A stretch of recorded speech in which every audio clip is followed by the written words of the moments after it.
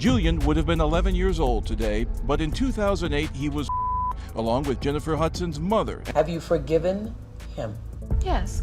We tried to offer love. When I saw that audition for that movie part, I saw a depth and a range and a soulfulness that really ranks at the top. I know that if your mouth is really, really big and you try to tell the truth for a living and you like to air people out, hatred is coming your way. I didn't know it was going to be this type of hatred, but you know, I'm concrete in all things because of He who strengthens me. So that doesn't mean I always make the right decisions, but I am gonna stand by what I stand for. And I'm only continuing to do it because I was looking for somebody who was doing it instead of me. And I just must have missed them. Diddy don't run himself, but you know, that's how they do in LA. That's why I never moved there. I do business there. I will go there and do business. I will go there and get money if I need to. But I can't live there. It's godless. It's a godless place. The city is titled, it's named Los Angeles. That means lost angels.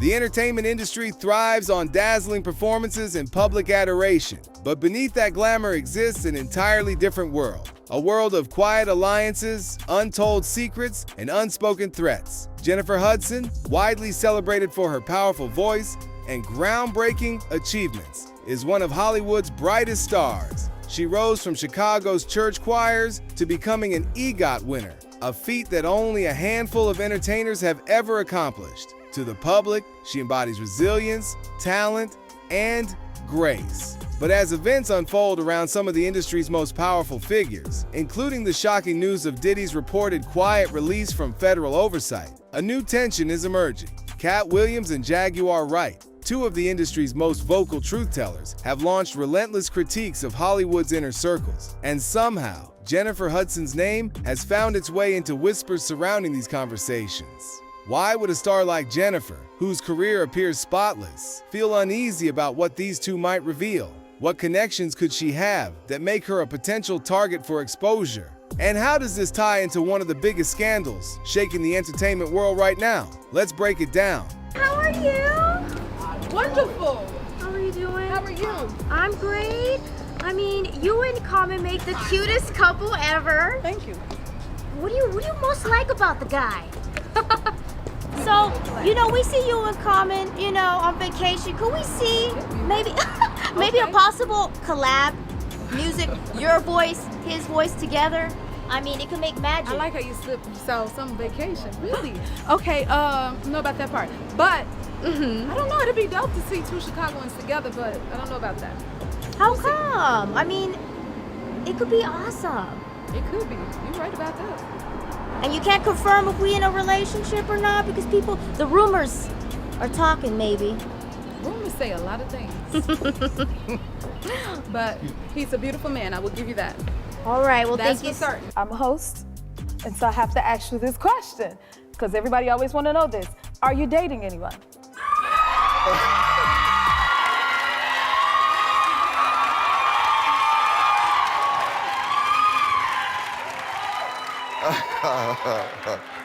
So, yes, and I'm in a relationship that is one of the most beautiful people I ever met in life. And she's smart, she loves God, she has something real down to earth about her. She's talented, but I set my standard kind of high because she had to have an EGOT. She had to win an Oscar on her first movie. I set my standard high. She had to get her own talk show. Oh, okay. Yeah, so what about you though? How is your love life? I'm dating as well, and I am very happy. Are you happy in your relationship? Yes, this relationship is a happy place for me. It's like I love that you use the word happy place. No, but seriously, it's like for me, it's one of those things where I found where I can seeing her happy actually makes me really happy. So I'm very grateful. I thank God each and every day, and I'm just letting God guide this relationship. Because God is in it, right? God is in it. That's right. Listen. Okay, this is the happy place. And we Speak on it. She the Speak one on you it. say. Speak on it. I heard that. Speak on it. Speak on it. But here at the happy place, we like to respect people's privacy, so I'm not gonna ask you too many more questions about that. Yeah. But you know, everybody wanna know, so I had to, Yeah. Ms. Hudson had to get into that thing. We keep it private, but I want to acknowledge how wonderful she is, how great she is, so that's good. Yes. Yeah. I feel that same way about my partner. Okay. So, you guys. Great. Jennifer Hudson's rise is nothing short of iconic. She went from a shy young girl singing in Chicago to captivating millions on American Idol in 2004. Though she did not win, her voice and charisma launched her into superstardom. Over the years, she has collected a Grammy, an Oscar, a Tony, and an Emmy, becoming one of the very few to achieve EGOT status. She has performed for presidents, headlined Broadway productions, and earned respect across film, music, and television. Yet behind this shining image lies a story marked by both triumph and tragedy. Jennifer has endured devastating personal loss and an industry known for ruthless competition and hidden politics. Those who have worked closely with her describe her as cautious, calculated, and intensely private, a survival strategy in a business where one wrong association can destroy everything. Come on, man. Y'all can't see through this stuff. I bet you any amount of money, if y'all let Uncle Mike pick through all this crap, I bet y'all can do a better job than the court systems. There's so many innocent people in jail. That's just my opinion, baby. That's all. My bad. Gordon, while confirming the lack of Balfour's DNA, explained that this didn't necessarily exonerate him. She clarified that individuals shed skin cells at different rates, and the use of gloves could prevent DNA transfer altogether. This testimony aimed to neutralize the defense's argument regarding the lack of DNA evidence, suggesting that its absence wasn't conclusive proof of Balfour's innocence. The presence of gunshot residue in Balfour's vehicle, combined with the explanation regarding the complexities of DNA transfer, presented a nuanced picture for the jury to consider. Following a trial filled with emotional testimony and complex forensic evidence, the jury embarked on their deliberations. After 18 hours of careful consideration, they reached a verdict: guilty. William Balfour was found guilty on 3 counts of first-degree for the deaths of Darnell Donnerson, Jason Hudson, and Julian King, as well as several other related charges. The verdict brought a sense of closure, albeit a bittersweet one, to the long and agonizing ordeal for the Hudson family. Post-verdict interviews with jurors shed light on their deliberative process. They revealed a methodical approach, first assessing the credibility of each witness before constructing a detailed timeline of the crime. This timeline was then compared against the alibi presented by Balfour's defense team, revealing inconsistencies and ultimately undermining his claims of innocence among the jurors. However, as juror Tracy Austin explained to reporters, "Some of us tried our best to make him innocent, but the facts just weren't there." This statement underscored the weight of the evidence presented and the jury's commitment to reaching a verdict based on the facts, despite the emotional gravity of the case. Prior to receiving his sentence, William Balfour was given the opportunity to address the court. In a brief statement, he offered condolences to the grieving Hudson family while continuing to assert his innocence. "My deepest prayers go out to Julian King," Balfour stated, adding, "I loved him. I still love him. I'm innocent, Your Honor." This final plea of innocence, despite the jury's verdict, underscored his unwavering denial of responsibility for the horrific crime. However, under Illinois law, the multiple convictions carried a mandatory sentence of life in prison without the possibility of parole. The state's legal framework, which prohibits capital punishment under any circumstances, left no room for judicial discretion in determining the length of Balfour's sentence. Judge Charles Burns, in delivering the sentence, expressed his profound condemnation of Balfour's actions. "You have the heart of an Arctic night," Burns stated, adding, "Your soul is as barren as dark space." These powerful words reflected the judge's assessment of the gravity of the crimes and the profound impact they had on the Hudson family and the community. With that, William Balfour was sentenced to life in prison without parole, bringing a final legal chapter to the tragic saga of the Hudson family. The emotional weight of the trial was palpable, particularly for Jennifer Hudson, who attended every single day of the 11-day proceedings. As the jury foreman read the guilty verdict, Hudson sobbed openly, finding solace in the embrace of her fiancé. The verdict marked the culmination of a long and arduous journey for the Hudson family, a journey marked by unimaginable grief and the relentless pursuit of justice. Following the verdict, Jennifer and her sister Julia released a joint statement expressing their gratitude for the outpouring of support they had received.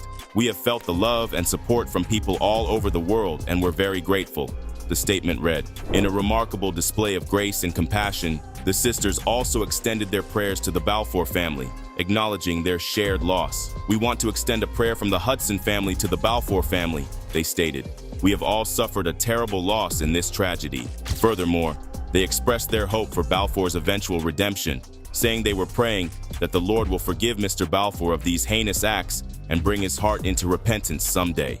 Years after his conviction, William Balfour broke his silence in a chilling interview with Chuck Gowdy of Bless TV in February 2016. This first public interview since his imprisonment provided a disturbing glimpse into Balfour's unyielding denial of responsibility. He claimed his conviction was the result of a vast conspiracy, implicating the police, witnesses, and even the lawyers involved in the case. He vehemently maintained his innocence, insisting he had no involvement whatsoever in the The most unsettling part of the interview came when Goody questioned Balfour about the 7-year-old Julian King. Now, with figures like Katt Williams and Jaguar Wright pulling back the curtain on how the industry operates, Jennifer's carefully maintained boundary between her public persona and private dealings is under a subtle but growing pressure. When your success is built within a system that others are actively dismantling, even silence can become dangerous. Katt Williams has always been more than a comedian. He is a cultural disruptor. For years, his routines and interviews have hinted at shadowy practices behind the scenes. He has called out names, hinted at hidden deals, and accused powerful figures of using influence to silence critics. Club Shay Shay, yeah.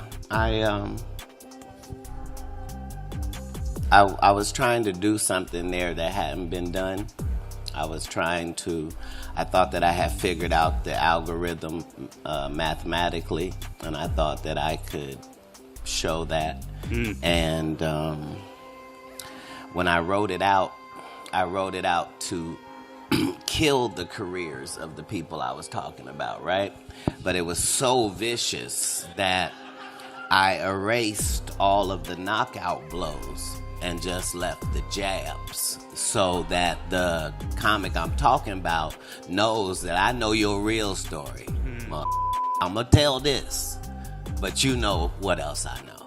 So, yeah, I was... Do you want to tell any of those stories now? Well, I'm saying... The recent uproar over Diddy's alleged release reignited Katt's mission. In a fiery live stream, he told his audience, "You thought it was quiet? You thought it was done? Nah, this is the calm before the storm." They let him walk, but he is not walking alone. They are watching him, and we are watching them. That is not just entertainment, it is a warning. Katt has cultivated a reputation for being unpredictable and fearless, which makes him one of the few voices the industry cannot entirely dismiss. For someone like Jennifer Hudson, who has built her career on maintaining respect and neutrality, the idea of being dragged into one of Katt's exposés is a nightmare scenario. She does not have the luxury of playing defense once her name is spoken publicly. If Katt Williams is Hollywood's unrelenting critic, Jaguar Wright is its unfiltered whistleblower. A talented artist in her own right, Jaguar transitioned from music into exposing what she claims are systemic and dark dealings in the industry. Her commentary on Diddy's alleged freedom was chilling. This ain't no he beat the charges moment. This is a trade. They're playing chess with people's lives. What makes Jaguar's warnings resonate is her history of revealing uncomfortable truths that later gain credibility. She has no major corporate ties, no brand to protect, and she speaks from a place of lived experience. That makes her dangerous to the establishment. So this is Jaguar Wright. If you're not familiar with Jaguar, Jaguar is a legendary soul singer who was once a part of The Roots, sung backup for Jay-Z, not to mention she even had a very popular commercial with Coca-Cola. Jaguar has always been very open about the trauma that she faced during her career, particularly involving celebrities and encounters. That night, we went back to his place to watch TV, and I got tired and I went to sleep with all my clothes on. There was no invitation there was no nothing. All I know is the next morning I see the sunlight coming through the window and I feel something poking in my mouth.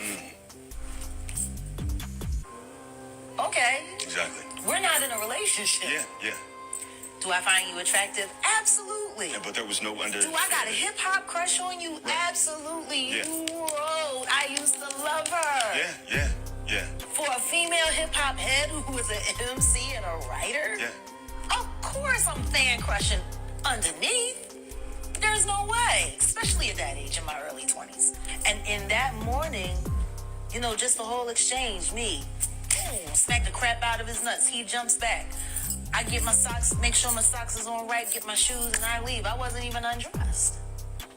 That was exactly how that whole thing went. So for those of you who may be wondering who she's talking about, what I will say is that Jaguar and a few other celebrity females have this person in common. It's your boy Brian. Shout out to Miss Jaguar Wright. Jennifer Hudson's career, deeply intertwined with major labels, executives, and entertainment institutions, is the polar opposite. If Jaguar begins connecting dots that even vaguely link Jennifer to controversial figures or events, it could create a firestorm of speculation, whether justified or not. In Hollywood, perception can destroy reality in seconds. The timing of Jennifer Hudson's reported caution is not random. It coincides with one of the most startling developments in recent industry history. Sean Diddy Combs' reported release despite multiple ongoing investigations and sealed cases has shocked many. For many observers, this symbolizes how power can seemingly override accountability. How bad was it? That's what I care about. I care about the victims. No, I understand. How bad was it, you think? What was going on? I'm going to tell you right now that me, as a woman who has been in the industry for over 30 years, I've been performing live since I was 13. My first handler was McKinley Horton. I come to find out 25 years later that a scar that was on his face with a very elaborate story he gave me was put there by a woman who he to live through these things and hear your elders in the business, people like Patti LaBelle say, just avoid him, honey. And being taught to be just avoid him, honey. It's not good enough. Not when you live through these things, you're still suffering the PTSD created by all of this, and you're talking to a victim that's 20 years younger than you, and she's telling you the exact same thing that happened to you. So you want to know why there's no vindication for me? Because for 4 years, I've been screaming, not just Diddy, but Diddy and Jay-Z are monsters. And the victim-making machine kept going on. Katt Williams and Jaguar Wright have positioned this as proof that the system protects its own, until it does not. If Diddy's freedom is part of a larger trade-off, as Jaguar suggests, others in the industry may soon find themselves under a spotlight they did not expect. Jennifer Hudson has collaborated in spaces adjacent to Diddy's empire over the years, from award shows to music industry events. She is not accused of wrongdoing, but in an era where association alone can spark controversy, that proximity could become problematic if the right person points a finger. The reason Jennifer's situation resonates with so many is that it highlights a bigger truth. In Hollywood, silence is not just golden, it is survival. For decades, the industry has operated on unspoken rules of loyalty, discretion, and looking the other way. Careers rise and fall not just on talent, but on who you align with and what you choose not to say. So Katt Williams recently went on to a podcast with Carmelo Anthony, and he speaks on the viral podcast that he did with Shannon Sharpe at Club Shay Shay. But what I want to show you guys is how he gave credit to God for him having this ability to call people out. He credits God as the person that gives him the authority to call out people in the industry and to make things right. And then he also speaks about how God gave him a lot of money, and now he has a contract with God to give this money out to be a blessing onto other Christians. Okay, now I'm not saying that Katt Williams is a devout Christian. I'm going to get into that a little bit in this video. We're going to talk about his faith and things of that nature. But first, I want to show y'all exactly what he was talking about on this podcast. Okay, so before we hop into this video, do me a quick favor. Hit that like button for the YouTube algorithm so that this video can reach more people like yourself. I truly appreciate you guys. Let's go ahead and hop in. All right, well, I'm saying in my personal business, you can either do the dirt or you can know the dirt. I'm one of the chosen high-ranked, know the dirt individuals, right? And so dirt responds as they should when the vacuum walks in. I came to deliver an interview having seen some of my competitors and peers get on that same court and do a performance that involved my name. And so once 6 or 7 of you have made this same violation, it's my job as the king to show up and chastise thee. This is my job. I'm supposed to come in and restore order because that's my position. The fact that it's ignored by the clowns because they all in the same frat, comedically, like, that's all well and good. I don't care nothing about none of that. But the job still needs to be done. And if God lets me know it's a good time for that, that's how I'm going to write it up and deliver it. So I didn't know anything Shannon was going to say. I didn't know what questions he was going to ask. Like there was no conversation. Like, yeah. What was the impetus behind that? Like, what made you say, like you said, like, you basically answered the question already, but what made you say, all right, man, enough is enough? I've heard y'all say this and that and mention my name, or you know what I mean, and it's all false. I gotta come up here and set the record straight. Did you go up there with that intention, or was that something that just happened naturally through the conversation? If there is a God side and the other side, if there are moral things and things that are immoral, if there is this side or that side, it can't be left up to thought process. I'm an enforcer on this side. I'm not only on God's side, I'm active, right? And so comedically, that means that, you know how sticks and stones may break my bones, but words will never hurt me. We traffic in words. I can get up with these words and end your legacy. We've seen it. I don't care how long. Right, because if it's built on sand, it just is. Yeah. And I'm not gonna feel any type of way by exposing your hand. That's how this game works. I don't mean to break your ankles, but if I cross you over, I just did, didn't I? Let me tell you something, man. Like, the fallout from that interview, it almost felt like prophecy for a lot of people. Like, it was my first time hearing those things. And I didn't do no Googles or wasn't really in social media or keeping up on any of that stuff. I look at it and be like, it felt like prophecy. Like, as the year went on, things that you said in that interview, headline after headline. You mean like Diddy going to jail or TD Jakes step down? Which one? I mean, it was all there. It was all. Okay, so he speaks on Diddy going to jail and TD Jakes stepping down as his role as the pastor this year, around the same time that this Diddy situation came out. Now, I remember back when the whole thing first came out, right? We all did a lot of speculation, including myself, made videos that, you know, maybe weren't 100% true, if I can be honest. Katt Williams and Jaguar Wright are trying to dismantle that culture. But for stars like Jennifer, the stakes could not be higher. One misinterpreted comment, one resurfaced connection, and years of hard work can be undone overnight. This is why many stars remain publicly neutral, even when chaos erupts around them. They have seen what happens to those who speak too freely. This brings us to the question, why would Katt or Jaguar even hint at Jennifer Hudson's name? The answer may lie in her position within the industry's hierarchy.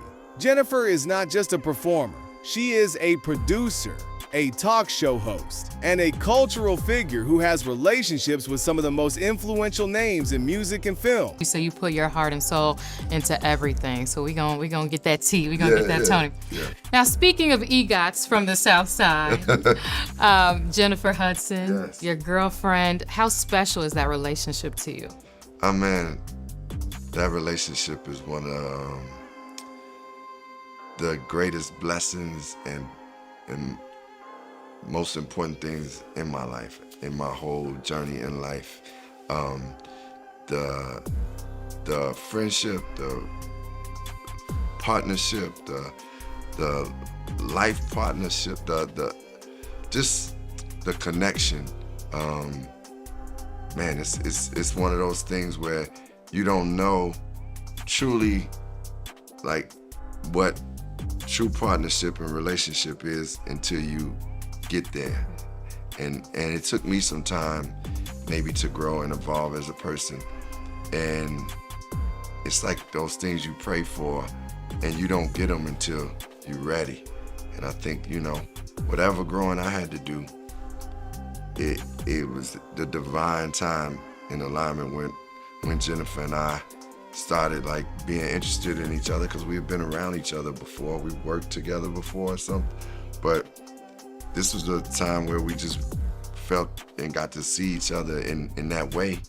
And yeah, man, I mean, it's inspiring to have somebody who's as talented and just soulful and like gifted and can do all these different things, and is one of the greatest vocalists of all time, and just this pure artist, man. Like, she's a special artist. But then to have someone who, most importantly, when it comes to relationship, is just like, it's like equal yoke. Y'all can be in a room together, and it's just like together, and it's joy, and it's like, or I could be going through something, and it's like I have that encouragement and support, and vice versa. Like, that's what, you know, I'm learning more about partnership and love. And like I said, when you get there, you recognize what it is. And you know, I hold up high, and I, you know, God willing, I keep praying for that we just continue to be at our best with each other. Well, all of us here in Chicago were rooting for you all when we saw that you all confirmed things on her show. It was so beautiful because, with the exception of Michelle and Barack, we don't have a lot of big figures who are both from Chicago, or, you know, both primarily raised in Chicago. And so it's a beautiful thing to see. So Chicagoans, we're rooting for you all. We're rooting for you all. I gotta say this, you know, man, you know, it's really dope to actually like have a, you know, be in a relationship with somebody who's from Chicago. Because, you know, I travel all over the world, and, you know, I've been in relationships and met with, you know, been good relationships. I'm not taking away from anything, you know, anybody I've, you know, dated before. But, you know, this Chicago woman is something there like that we like, oh man, you know, it's just, we can relate to certain things that just, we both been through. Well, it could be the smallest of things, like the roll call on GCI that used to happen, or, you know, the birthday call. Birthday call, that birthday call on GCI, or, you know, just Evergreen Plaza. But more than anything, is relating on just values and respect and consideration, and being a good human being, and having a reverence and a pursuing of God is most. Her success story represents what the industry wants to project: hard work, talent, and perseverance. But that also makes her a potential symbol. If someone like Jennifer were ever implicated in knowing too much or being connected to questionable circles, it would shake public confidence in the entertainment establishment. This is why the fear of exposure is so powerful. It is not just about personal reputation. It is about the possibility of being used as leverage in a game of power few truly understand. So, what happens from here? Will Katt Williams continue to escalate his attacks on Hollywood's elite? Will Jaguar Wright reveal more names that shift the conversation in unexpected directions? And where does this leave Jennifer Hudson?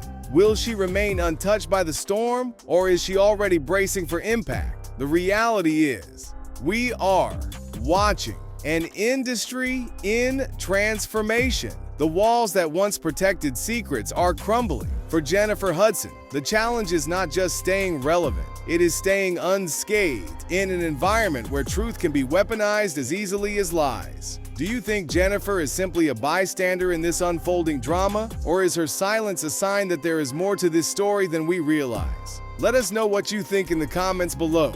And don't forget to like and subscribe for more such content. Until then, fam, keep it real.